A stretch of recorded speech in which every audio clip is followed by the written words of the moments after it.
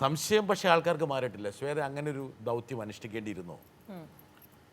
വേണമെങ്കിൽ ഒരഭിപ്രായം വേണം നമുക്ക് കേൾക്കാം. അത്ര nothing very important, but still just to ആ വിഷയത്തിലേക്ക് വരാൻ വേണ്ടിയിട്ട് വേണമെങ്കിൽ. ബ്ലസ്സിയുടെ കളിമണ്ണ് എന്ന ചിത്രത്തിൽ ശ്വേതാ മേനോന്റെ പ്രസവം ചിത്രീകരിച്ചതായി അറിഞ്ഞു. കേരളത്തെ പോലെ ഇത്ര ധാർമ്മികതയ്ക്ക് വലിയ പ്രാധാന്യം കൊടുക്കുന്ന ഈ സമൂഹത്തിൽ ഇത്തരമൊരു ചിത്രീകരണം ആവശ്യമായിരുന്നു. കേരളത്തിൻ്റെ കോണ്ടെക്സ്റ്റിൽ ഇതുപോലുള്ള കാര്യങ്ങൾക്ക് വളരെ സെൻസിറ്റീവായിട്ടുള്ള കേരളത്തിൻ്റെ കോണ്ടെക്സ്റ്റിൽ ഒരു സാധാരണ പെൺകുട്ടിയാണ്, പക്ഷേ ഈ അത്ര വയസ്സൊന്നും ആയിട്ടില്ല, പക്ഷേ ഈ ചെറുപ്പക്കാർക്ക് പോലും മനസ്സിലൊരു സങ്കോചം അല്ലെങ്കിൽ ഒരു സന്ദേഹം. She not very clear whether you should have done it or not. ചെയ്യേണ്ടിയിരുന്നോ? ചെയ്യണം. ബിക്കോസ് ആ ഒരു പടത്തിൻ്റെ എന്താ പറയുക, ജനിക്കാത്തൊരു കുഞ്ഞും അമ്മേൻ്റെ ഒരു റിലേഷൻ്റെ മുകളിലാണ് ആ പടം ഫുൾ. അപ്പോൾ എന്തൊക്കെയാണ് ഇത്, എനിക്ക് തോന്നുന്നു ഏത് അമ്മ, ആ കുട്ടി അമ്മയായില്ലെങ്കിൽ അമ്മ ആയാൽ ചിലപ്പോൾ ആ കുട്ടിക്ക് ഇതിൻ്റെ ഉത്തരം അറിയും. ബട്ട് ബേസിക്കലി നമുക്കറിയാം നമ്മുടെ സമൂഹത്തിൽ നമുക്ക് എന്തൊക്കെയാണ് കാണിക്കാൻ പറ്റുക. അപ്പോൾ അതെല്ലാം നോക്കിയിട്ട് തന്നെയാണ് നമ്മൾ ഈ ഒരു ഷോട്ട് എടുത്തുന്നത്. ഇത് എല്ലാത്തിൻ്റെയും പിന്നിൽ ഒരേ ചോദ്യമാണല്ലോ, എന്താണ് വൈ. ശ്വേത ഒരു കാര്യം ചോദിച്ചോട്ടെ, ശ്വേതയ്ക്ക് നിയന്ത്രണം ഇല്ലാത്തൊരു ഷോട്ടാണ് അതെ അതെ, ആർക്കും നിയന്ത്രണമില്ല. അതെ, ശ്വേത എങ്ങനെ അഭിനയിച്ചെന്നും ശ്വേതയ്ക്ക് അറിയില്ല. അല്ല, അത് ആ സമയത്ത് അഭിനയിച്ചത് തന്നെ എനിക്ക് പറയാൻ പറ്റില്ല, ബോധം ഉണ്ടായിരുന്നില്ല. അതെ, അപ്പം ശ്വേതയ്ക്ക് പോലും നിയന്ത്രണമില്ലാത്ത ഒരു മേഖലയെ ശ്വേത ഒരു സിനിമയ്ക്ക് വിട്ടുകൊടുക്കണമായിരുന്നോ എന്നുള്ള ചോദ്യം വരുന്നത്. അല്ല, ബിക്കോസ് എനിക്ക് തോന്നുന്നത്, ഞാൻ ഓക്കെ കളിമണ്ണ് പിന്നെയാണ് വന്നത്. എനിക്ക് ഭയങ്കര നിർബന്ധം ഉണ്ടായിരുന്നു എൻ്റെ ഹസ്ബൻഡ് ഡെലിവറി റൂമിലുണ്ടാവണം. പിന്നെ എനിക്ക് അത് ഫുൾ എൻ്റെ ഹസ്ബൻഡ് അത് ഫിലിം ചെയ്യണമെന്ന് എനിക്ക് നിർബന്ധം ഉണ്ടായിരുന്നു. ഇത് ബിഫോർ കളിമണ്ണ്. ദാറ്റ് ഈസ് കുഞ്ഞിന് ഒരു ബോണ്ടിങ്. ബിക്കോസ് ഇപ്പോൾ വരുന്ന തലമുറയ്ക്ക് എനിക്ക് എൻ്റെ പേഴ്സണൽ തോട്ടാണ്. എനിക്ക് തോന്നി ആ കുഞ്ഞിനറിയണം, like what we went through, bonding വരണമെങ്കിൽ നമ്മൾ ഒരു ലൈക്ക് എല്ലാം അവൾ അറിയണം, അമ്മ എന്ത് അമ്മയുടെ ആ വേദന കൊണ്ട് അമ്മ പ്രസവിക്കുന്നു. അതെല്ലാം അതെൻ്റെ ഒരു പേഴ്സണൽ ചോയ്സാണ് ഉണ്ടായിരുന്നത്. പക്ഷെ അതേ സമയത്ത് കളിമണ്ണ് വന്നപ്പോൾ അത് ഒരു സിനിമ സ്കോപ്പിൽ എന്താ പറയുക, കളിമണ്ണ് it was Blessy was A blessing in disguise. It was, I think, ഞാൻ എപ്പോഴും പറയുന്നത് സബായിനെയാണ് അവളുടെ ഡയറക്ടർ ചൂസ് ചെയ്തത്, അല്ലാതെ ഞാനല്ല, അല്ല.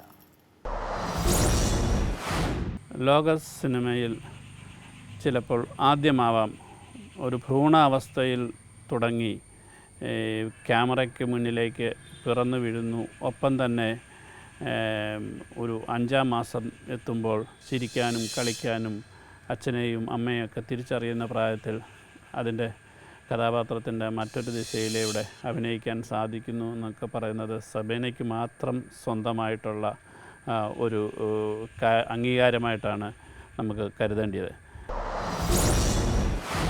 അപ്പോൾ ശരിക്കും പറഞ്ഞ ഒരു നിമിത്തമായിട്ടാണ് ബ്ലെസ്സി വരുന്നത്. ബ്ലെസ്സി വന്നില്ലായിരുന്നെങ്കിലും ആ രംഗം ശ്രീവത്സൻ, അതെ, അത് നമ്മുടെ പ്രൈവറ്റ് ലൈബ്രറിയിൽ എന്തായാലും ഉണ്ടായിരുന്നു.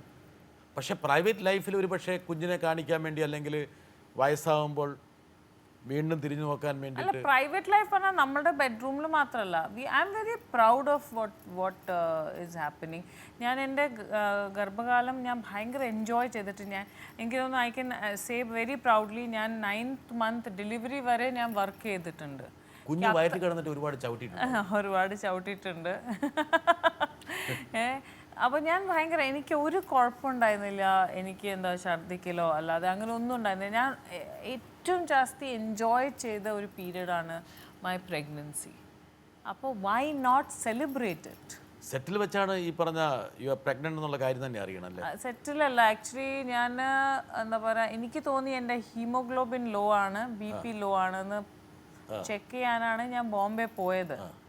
അപ്പോൾ നോക്കുമ്പോൾ അപ്പോൾ എൻ്റെ കയ്യിൽ അപ്പോൾ 3 പടം ഉണ്ടായിരുന്നു. അപ്പോൾ എനിക്ക് പേടിയുണ്ടായിരുന്നു, ദൈവമേ നീ എന്താ പറയുക, ബിക്കോസ് നമ്മളെല്ലാം സൈൻ ചെയ്തെല്ലാം ഡേറ്റ്സ് എല്ലാം കണ്ടു. ഇത് യാതൊരു ആസൂത്രണമില്ലാതെ ഉണ്ടായ പ്രഗ്നൻസി. ശ്രീവത്സൻ,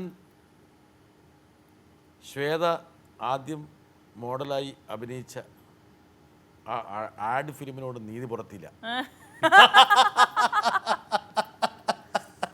കറക്റ്റ്.